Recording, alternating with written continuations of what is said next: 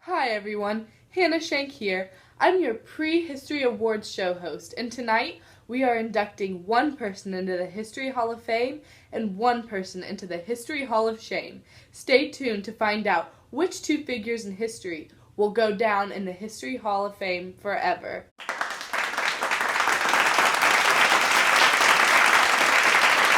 The results are in for the History Hall of Fame.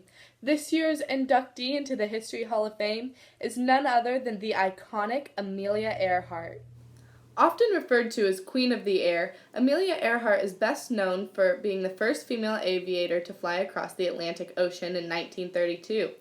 Not only this, but she also wrote best-selling books about the flying experience, was a member of the National Woman's Party, an early supporter of the Equal Rights Amendment, and was also the Vice President of National Airways. According to the Smithsonian National Air and Space Museum, Amelia Earhart broke 15 major records while she was flying, such as the women's altitude record, 14,000 feet, in 1922, the first woman to fly the Atlantic Ocean in 1928, the first woman to fly non-stop coast-to-coast across the United States in 1933, and the first person to fly solo from Honolulu to Oakland.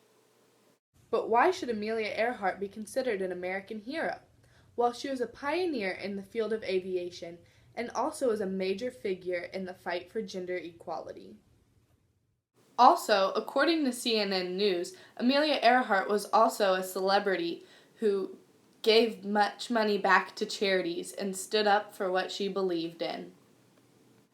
Not only this, but Amelia Earhart was a role model for many children and many adults in the time period. Hillary Clinton, a presidential nominee, stated, "Earhart created a legacy that resonates today for anyone, girls and boys, who dream of the stars."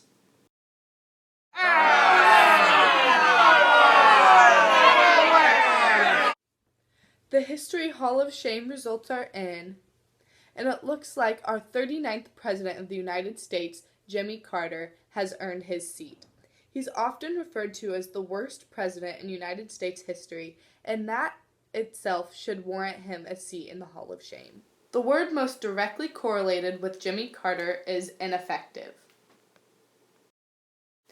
While Jimmy Carter promised to renew America's trust in the government and to reassert America's leading role in global affairs before he took office, he ended up ultimately failing to do both. Some of Carter's most notorious failures were the Iranian hostage crisis, his notoriously bad economy, and his battle with inflation, and his 38% approval rating when he left office, which was one of the smallest in history. He also faced a major energy crisis and faced major numbers of unemployment.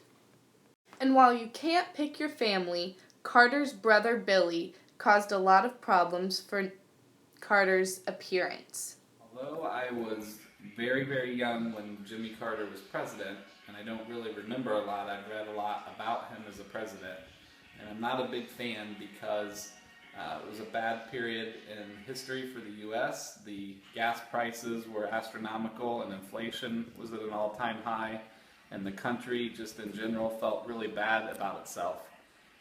We also had the Iranian hostage crisis, and I've read books that also say that Jimmy Carter, although seemed like a man of the people, behind the scenes was very rude to all of his Secret Service staff, treated them really bad, and did a lot of things like pretending to carry his own bags, but those bags were empty, and then the Secret Service actually carried his bags for him.